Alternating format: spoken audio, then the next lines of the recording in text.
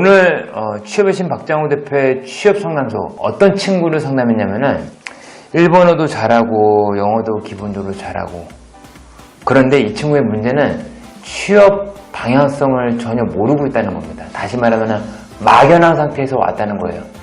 이 친구는 학점도 높고 외국어 성적도 높고, 결정적으로 근데 항상 강조하는 사회 경력도 많이 있습니다. 그렇기 때문에 제가 어떻게 진단했냐, 추천하는 직무는 이렇게 진단했습니다. 그리고 들어갈 수 있는 기업은 이렇게, 그리고 받을 수 있는 연봉치는 이렇게, 합격할 때까지 걸리는 기간은, 이 친구의 취업 자기소개서나 대화할 때 상태를 보니까는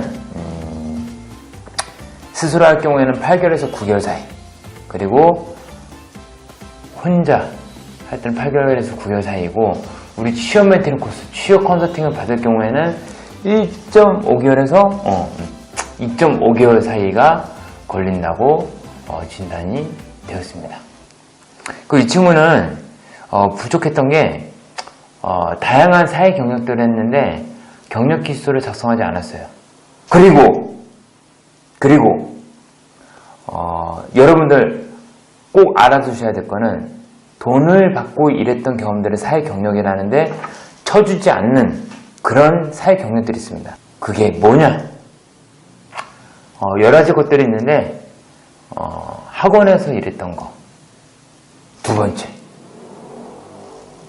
대학교에서 장학생이든 조교든 일했던 거, 과외했던 거, 이런 것들은 쳐주지 않습니다. 근데 신입사원이고 이 친구는 사회 경력, 말 그대로 직장 생활을 안 해봤기 때문에 그런 카페 경험들과 대학교에서 조교했던 것들을 바탕으로 경력기술을 한 장 쓰라고 했습니다. 자, 그렇다면 이제부터 서울 하위권 대학교 출신의 외국어 전공, 그리고 다양한 사회 경력을 갖고 있는 친구 스토리를 한번 들어봅시다. 지금부터 본격적으로 이 친구를 어떻게 방향성을 진단했는지 보시죠.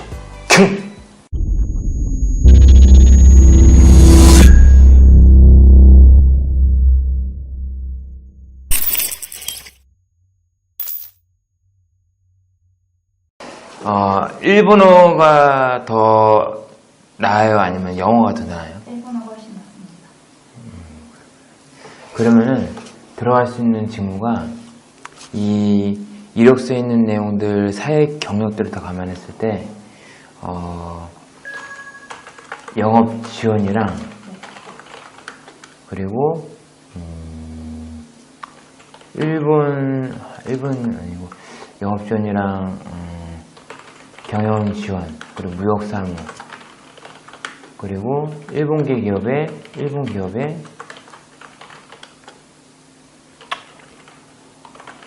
경영 지원. 경영 지원이 일본계에서만 이제 해당이 될 거예요. 나머지 무역 사무나 영업 지원, 그리고 본인의 성향을 봤을 때는 좀 동적인 성향을 갖고 있는데, 동적인 성향을 갖고 있으니까는 지금 이런 아래 파트 내용들도 지금 다 움직일 동적인 것들밖에. 혹시 영업관리나 슈퍼바이저 이런 쪽도 생각해봤어요? 네, 슈퍼바이저 조금 있는데 한 번도 써보진 않았어요. 영업관리랑 슈퍼바이저도 가능성이 있어요. 영업지원, 무역사무, 영업관리, 슈퍼바이저, 그리고 일본기 기업의 경영지원 이렇게 되고, 갈 수 있는 기업 레벨이 강소기업급에서 중견기업급의 무역사무랑 영업지원 가능성이 있고, 그리고 대기업 유통서비스 업종에서 영업관리 슈퍼바이저, 그리고 아까 말했던 일본계 기업의 경영지원, 이렇게 좋게 가능성이 있어요. 강소기업에서 증권기업 무역 사무나 영업 지원은 일본이나 관련돼서 이제 일본 쪽에서 수입을 하거나 그런 쪽들 있잖아요. 그런 거. 받을 수 있는 연봉은 직무가 워낙에 여러 가지인데 그런 것도 다 감안했을 때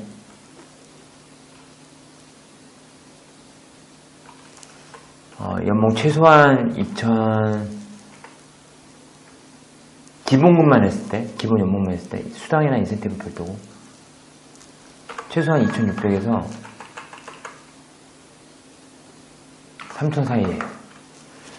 여기서 수당이나 인센티브 붙으면은 플러스 10%, 20% 정도는 될 거예요. 합격할 때까지 걸리는 예상 기간은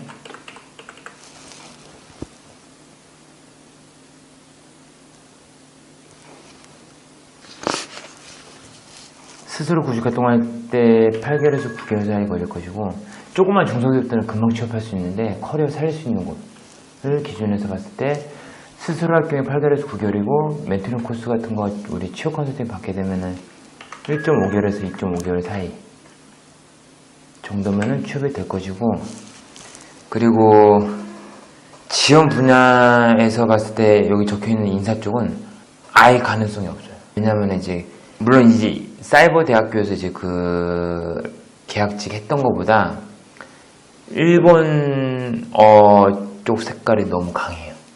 그래서 기업 입장에서는 계약직 조교 쪽을 했던 업무들을 그냥 참고만 할 것이고, 제대로 인정이나 이제 인사 쪽으로는 취급을 안 해줄 것이고,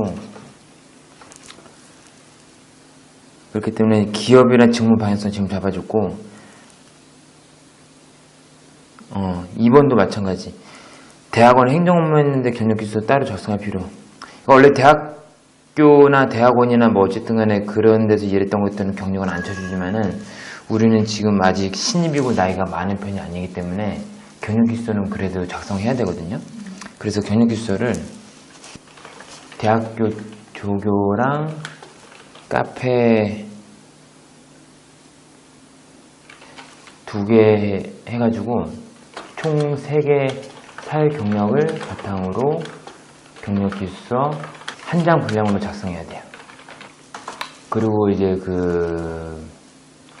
채용 전형에서 봤을 때 관상이나 지금 이력서 스킬 이런 것도 감안했을 때 서류 전형은 아까 자소서 잠깐 보긴 봤는데, 서류 전형보다 면접 전형에서 인성은 인정받을 거예요. 인성 쪽으로는 면접관들이 좋아하는 타입인데, 역량 답변은 스킬이 아직 부족한 상태여서 답변 트레이닝을 겁나게 해야 돼. 자, 그러면은 이제